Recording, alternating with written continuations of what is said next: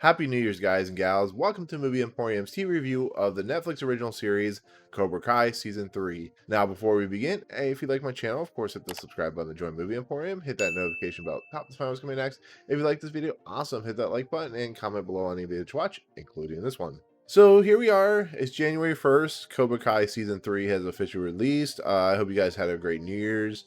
I binged this pretty quickly. I watched every episode on the first day it arrived on Netflix because I like the first two seasons a lot. I think The Karate Kid as a whole was always a franchise that had a lot of fun with its material, got serious when it needed to, but it was a series of movies that kind of got worse as the series went along, to be fairly honest. First movie was great, second movie was good, third movie was awful. And so when this series was announced, and I never did a review of the first two seasons, I was a little skeptical because we've seen before a series of movies get like rebooted into other movies or rebooted to a new TV series. And to bring back a series like Karate Kid, which was really popular in the 80s but had very 80s trope, is a little hard to do, to be fairly honest. It really is. So when this series premiered on YouTube Red and got the reviews that it got, it garnered a significant audience to the point where it wasn't doing very well on YouTube Red because people weren't paying for it. But once it hit Netflix, it exploded. It became one of the best series that Netflix had, and Netflix, of course, greenlit a season 3. So with that said, the series is basically a fleshed out version of the kind of rivalry that Daniel LaRusso and Johnny Lawrence had in the original movie. And then it brought back John Kreese, the Martin Kove character, and it brought in, all these characters like LaRusso's son, or LaRusso's daughter and son, as well as Johnny Lawrence's son. It developed into, Johnny Lawrence kind of having he's basically a drunk. He's down on his luck. He decides, thanks to a kid named Miguel, who's played by Xolo Maridueña. Sorry if I mispronounced that. Who was getting picked on at school, to start up Cobra Kai, and ended up causing him to kind of reevaluate who he was, even though he's really in through the entire series kind of stuck in like a past scenario. And as we saw the series move along through the first season, and especially the second season, when Martin Kove came back, it showed kind of the dynamic that William Zabka can produce in the right scenario. And it once again produced a TV series that not only fleshed out something we truly love, but actually made it better, and it was pretty impressive. And we ended the season, with a school fight where Miguel gets hurt by Robbie. Robbie's the Johnny Lawrence son, and he goes on the run. Samantha, who's Daniel LaRusso's daughter, gets hurt by this other girl, and it was pretty impressive. There's some heart-wrenching moments, especially when Johnny Lawrence sees his old friends and one of them has cancer. It was like one of the most heartbreaking episodes, but it was such a good remembrance of why Karate Kid is such a fantastic series. And on top of that, of course, Pat Morita as Mr. Miyagi, he passed away quite a while ago, but it leaves kind of a hole in the series because it leaves the fact that Daniel LaRusso's character was always embodied or always emboldened because of Mr. Miyagi. And, Pat Morita was always he was always the center for how Daniel LaRusso acted and how he eventually grew up. And, Daniel LaRusso finally he still remembers who Mr. Miyagi is, and will always love the guy for who he was, but now he's married, has kids. But the funny thing about the series is it also has the attention of, having two guys that were mortal enemies in the first episode have to act like, childish 45, 50-year-old men, and to watch the family members around him kind of have to deal with that. It's quite funny and stuff like that. And then you have characters like Eli, who ends up becoming Hawk, and he's not like my favorite character in the show, but he becomes this evil entity. Like I said, Miguel and Robbie and Samantha, they become like the heart of the show, and you have Daniel LaRusso and Johnny Lawrence, but they are the heart of the show. And there are other kids in this episode, so on and so forth. So, but with that said, season 3 was greenlit pretty close to the point Netflix picked up Cobra Kai to basically run on their series. They're on their platform. And here we are, January 1st, 2021, and we have the third season finally releasing. It was supposed to release on the 8th. They did a nice joke where they had Johnny Lawrence delete the date and re-put it in January 1st. It was a nice way to ring in the new year with already a crappy 2020. So 2021, I think Netflix wanted to give some people in the world to a good way to start the new year. And with that said, this season, without trying to spoil too much, I won't spoil it too much because it's just, I know people really want to watch the series, so this is going to be as non-spoiler as I can. I think really delves into nostalgia to almost like a kind of crazy degree. This whole season is about how John Kreese basically took over Cobra Kai, is using it to kind of extract revenge on the world. He's the antagonist. He's the guy that, you know, Johnny Lawrence really hated for what he did to him. Daniel LaRusso and stuff like that. Daniel LaRusso and Johnny Lawrence still have their back and forth, which is starting. It was starting to get really annoying, but it kind of cleans itself up near the end of the season. And it's basically how John Kreese is kind of molding these new kids into becoming like really evil people, and to strike first and hit on people first and be just evil. Watching Martin Kove just kind of eat up chew scenery throughout this entire season was quite fun to watch, but there were many points in his character arc where it got a little too goofy and a little too much. And then they started delving into his like back history about his time in Vietnam War, and that's when, you know, certain characters I remember from Karate Kid 3 pop up. But it made a very interesting kind of point on who John Kreese is as an individual, why he became who he was, how hard he had to fight to do what he did, and just the kind of evil nature that he became once he got out of the Vietnam War and started Cobra Kai. And he's a guy that's very misguided in his beliefs, but he believes what he's doing is the just way of making people not be hurt and so on and so forth. So I understand why John Kreese does some of the things he does, but he does it in such a mad, kind of over the top and crazy way that you're watching a guy just kind of just take on and just beat the hell out of these kids and beat the hell out of Johnny Lawrence and just have that evil kind of over the top mentality. And, you know, it's not the best written character. John Kreese has never been the best written character, but I think he's fun. I think his constant stare whenever you see him, his hands always up against his like sleeve like this. He's always smoking a cigar.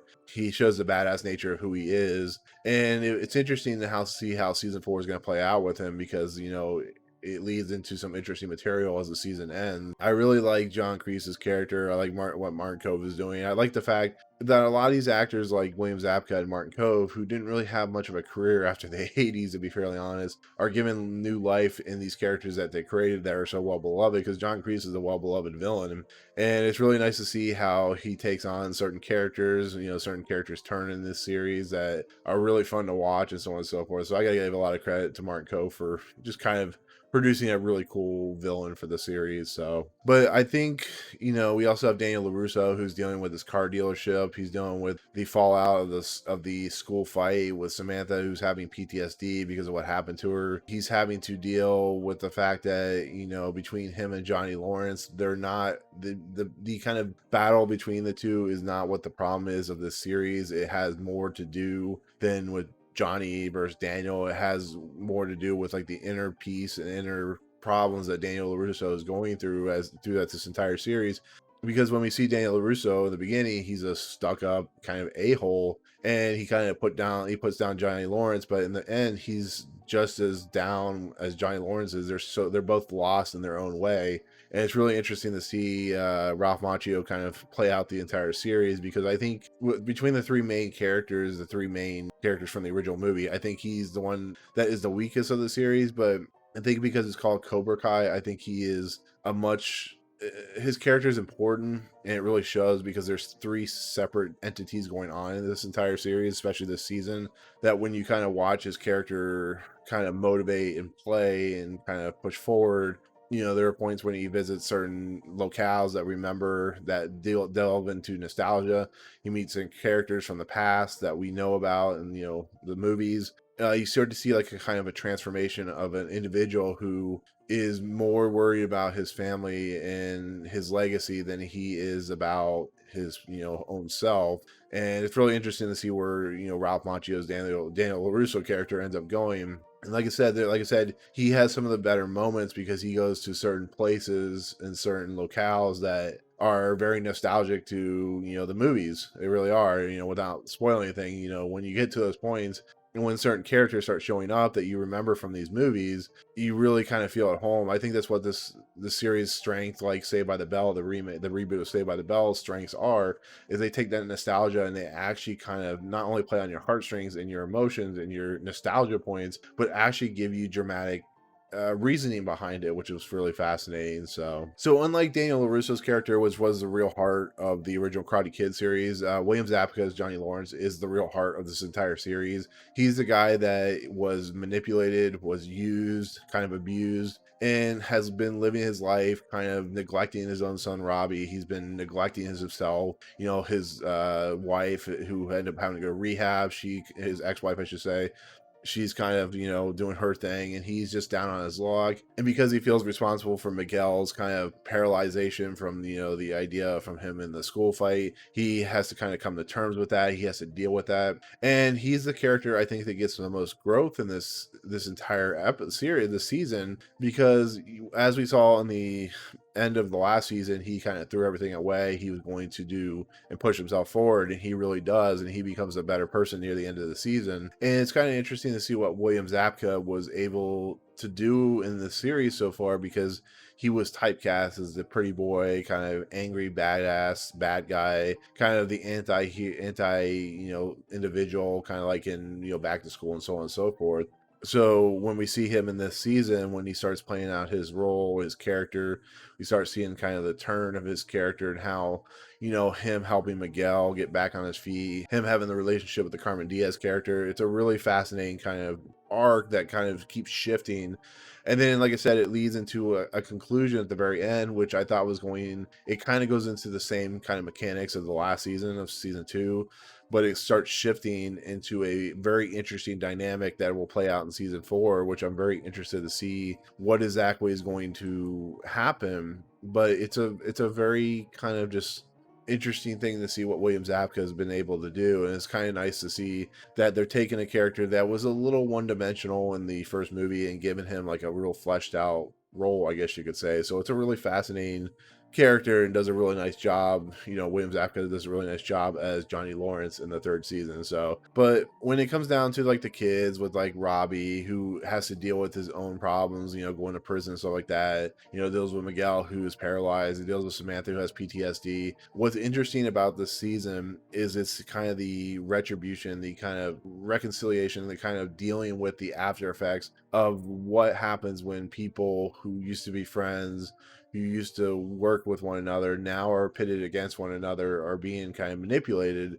Because that's the one very interesting thing about what Daniel, Johnny, and John, to a fault, don't realize what they're doing. Well, John kind of does when he knows what he's doing, but Daniel and Johnny kind of are at fault for the fact that these kids are stuck in the situation that they're in. So when the kind of roles start kind of having their own arcs, and when they start kind of twisting and turning, people, kind of have their moments where they twist and they kind of become something different. It's really interesting to see how the sins of the parents or the sins of the teacher will play out on these specific characters, and see how they kind of force themselves to, move forward and move past. Like I said, there are moments in this, portions of these characters, especially the kids, that you just kind of feel sad for, because these kids are innocent in a lot of respects, but because of how, because they're young adults and they're being molded the way they are, it's kind of interesting to see how the effects of like season 2 and season 1 have kind of shifted everything. So it's really interesting to see how these characters play out. I don't think as far as their character arcs is as strong. There are some moments where when characters start switching places and switching kind of who they are fighting with, it feels a little kind of forced. There's a lot of nostalgia that feels a little forced in this season that doesn't really kind of make it gel properly, I guess you could say. And that's season 3's main problem, is they're so ambitious on the stories that they're presenting that when they're kind of shoehorning the stuff in there, it can feel a little forced and a little just too much, I guess you could say. So there's a lot of storylines and a lot of story arcs that are just kind of being thrown in there and kind of shifted out and thrown in there and shifted out, and it gets a little confusing sometimes. But I think overall, I think their characters are still good. I just think it has some issues, and it's kind of push forward of its season to season 4. So hopefully season 4 kind of pares everything down, kind of makes it more easy to follow, because like I said, this one's just going 14,000 different directions, and they have to kind of, you know, bring it, you know, kind of like lasso it back in to the season or the series, yeah, season finale, to where we get to what season 4 is going to be about. So when it comes to a series that's based off a movie that was very, very popular for what it was, this series has a lot of heart. Like I said, this season, because it has a bigger budget, because it has a bigger ability to do things that wasn't able to do in the YouTube era, it's giving us a lot of nostalgia points. It's giving us a lot of things that we look back on and fondly remember from the 3 movies. And it actually does a nice job of mixing the whole while not being too kind of over the top and silly. Yes, there are points where the nostalgia gets a little silly, and some characters and how they reconcile and so on and so forth is really fun to watch. But I just think overall, I think the idea of what the Karate Kid is, how it is able to wrangle in or I should say what Cobra Kai is and what it's able to wrangle into the series itself, is really kind of fascinating and fun to watch. And like I said, this is the most nostalgia heavy season, and the stuff that's presented is a lot of fun. It kind of ties up loose ends and kind of gives us some really great remembrance of what we love about the movie. So, but that's it. That's gonna be my take on season 3 of Cobra Kai. Thank you so much for watching. Let me know in the comments below what you thought of season 3. You know, try not to spoil anything, especially the big nostalgia points, the big cool revelations and stuff like that. But otherwise, what do you think? Let me know in the comments below. But anyways, if you like what you see on this channel, hit the subscribe button and join Movie Emporium. Hit that notification bell top to find what's coming next. If you like this video, awesome. Hit that like button, and we'll see you guys on the next video. Peace out.